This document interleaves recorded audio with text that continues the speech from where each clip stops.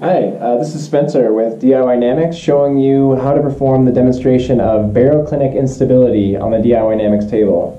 This is the phenomenon that causes the giant winter storms in Earth's mid-latitudes that bring us the weather that we love or hate. So the setup here is I've got the DIYnamics standard table. We've got the tabletop on the ground.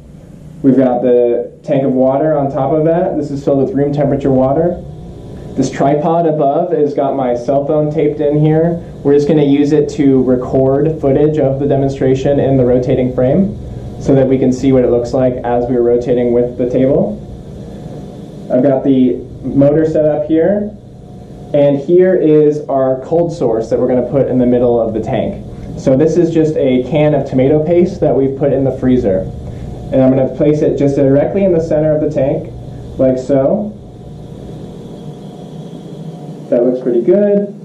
And this will create, this cold source will drive the temperature contrast that's combined with the rotation will drive the eddies.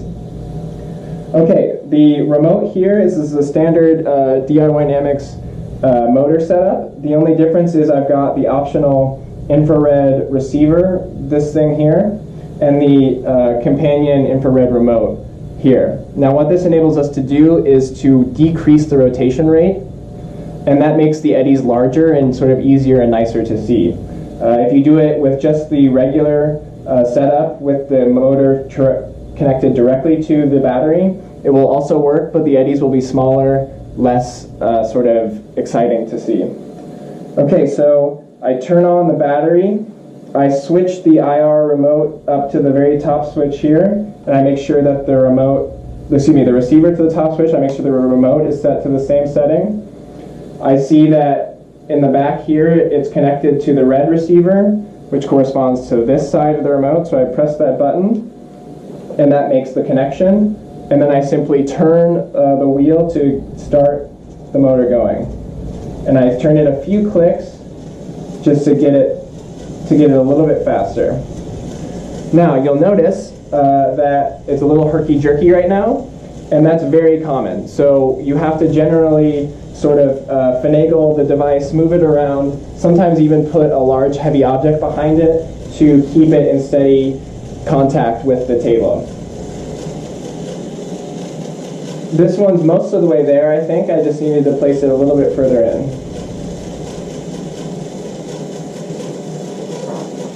That looks good. So then we're going to give this a few minutes to spin up. And then we have blue food coloring, red food coloring. I'm going to put the blue along the inside of the can and the red on the outside. The blue signifies cold, the red signifies hot. And just be careful not to hit the tripod. You can also do it without the tripod if you don't care about the rotating frame, and then it's a little bit easier and enables students to look directly overhead. So we'll give this a few minutes and see what turns up.